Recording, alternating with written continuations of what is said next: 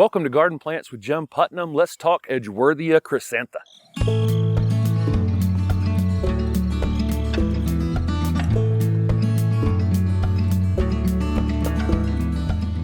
This is Edgeworthia chrysantha, otherwise known as Paperbush, is a common name for it. Really great 12-season plant. Has amazing kind of architectural growth to it. It's very long bloomed, one of the very earliest flowering plants, with extremely fragrant, and then beautiful foliage after it's flowered. These are going to be maintained in the landscape probably somewhere around 6x6, 7x7, something like that, with very even growth habit. This one has never been pruned, and you can see it's just a perfect, it's turned into a perfect little dome on its own. In the wild, these can get quite large and almost small trees. But again, in the landscape, typically, you know, they have this even compact habit, and they can be controlled at this size. This thing flowers, it's one of the earliest flowering shrubs. These buds are on it though from late summer, early fall. You'll start to get these little gray flower buds forming at the very ends of the branches, and they have this silver sheen to them. And the flower buds, so you get this anticipation of a very, very long period of time, and then the flowers start opening as the soil temperature rises in the spring. For us here in Raleigh, North Carolina, we can have them. This one's been flowering the entire month of February. We're literally shooting this like 2 days before the end of February, and it's pretty much past peak at this point. We're shooting this video. Probably should have shot it a week ago for really the full vibrant color.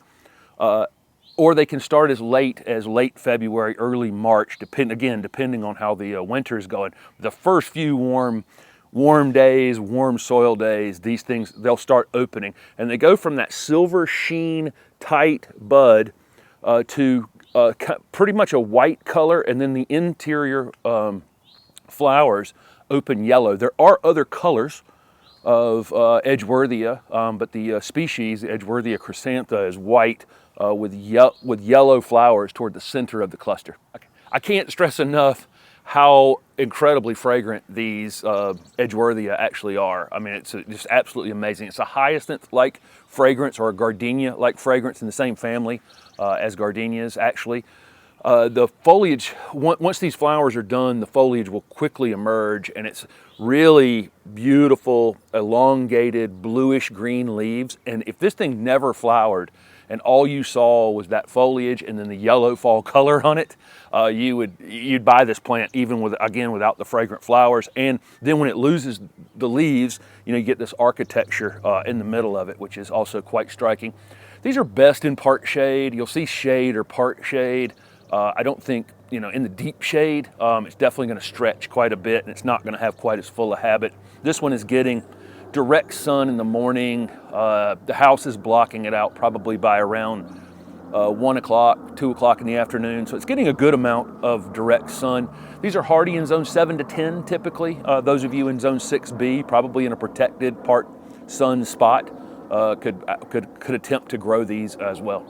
So the best place to use an Edgeworthia is someplace where you can allow it to get some size on it. I wouldn't put this where you need to maintain it in a 3-foot by 3-foot little round ball, probably toward the back of a bed as an accent. The foliage is pretty large, and so you can contrast it with, you know, maybe some sort of evergreen that keeps its leaves during the winter time, you know, ground covers around it, other different size and shape foliage to contrast with this really beautiful foliage on this plant. They prefer kind of moist, enriched soil. And in their native range, these are riparian plants, meaning they grow near streams and creeks, that kind of thing. Not down in the water, but they like to, you know, to be near moist areas and reach their roots down in there. So keep in mind, they will become fairly drought tolerant in a landscape garden like this, but they would prefer to be in some place where the soil's been improved. Other than that, not that big of a deal. They are susceptible to root rot if you're planting them in a space that's in a clay soil where it's not going to drain readily. Not as bad as gardenias, but so when I say they like moist conditions, don't go put them in the wettest spot in your yard. It doesn't drain.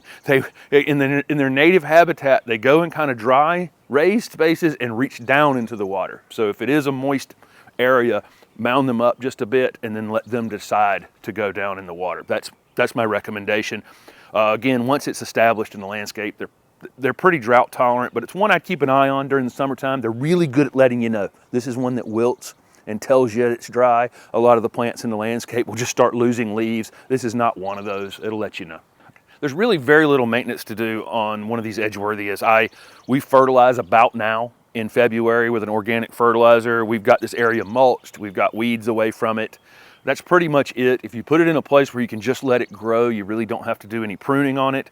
If it does need to be pruned, you'd want to do it after after the flowering. This would be the best time of year to do it. This is a fantastic 12-month plant. So we had the flower buds starting to open in January, flowering in February. Foliage will be out in it in March. Beautiful all season long. Yellow fall color. Then when it loses its leaves, you have the gray buds and this incredible architecture and beautiful bark down in the plant. One other quick thing that may happen, you may get some suckers from the bottom of it, and you can go down and just cut those to the ground if you want to just try to keep it from, having other plants trying to come up through the middle of it. Other than that, it's just not anything to do on this plant whatsoever. You plant it and forget it, except for, then it does this, for a month during the winter time. So this is Edgeworthia chrysantha. Thanks for watching.